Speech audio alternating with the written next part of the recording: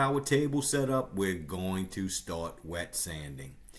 Anytime you're dealing with an acrylic latex or a latex paint, it wants to gum up on you. It never really dries.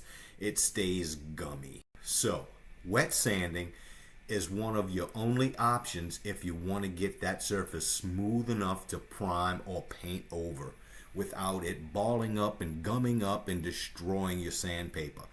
It's going to mess your sandpaper up anyway. You're going to get these little gummies and that won't come off, and that's just par for the course. I'm using a 320 grit wet dry sandpaper on a thin sanding block.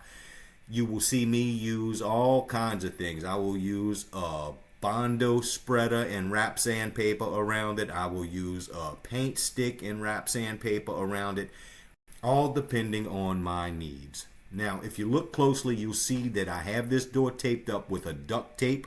You're going to want to use a duct tape anytime you're doing any sanding so you don't scratch the surface of the glass.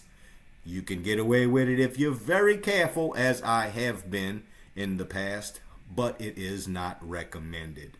You should most certainly always use a duct tape, 1 or 2 layers, and you'll see here that I am actually rubbing out the inner channel and work that channel, work that inner molding so she gets nice and smooth. Keep a dry rag or a semi-dry rag that you can wring out, and try not to let too much water go in between the glass and the door. You don't want to introduce too much water.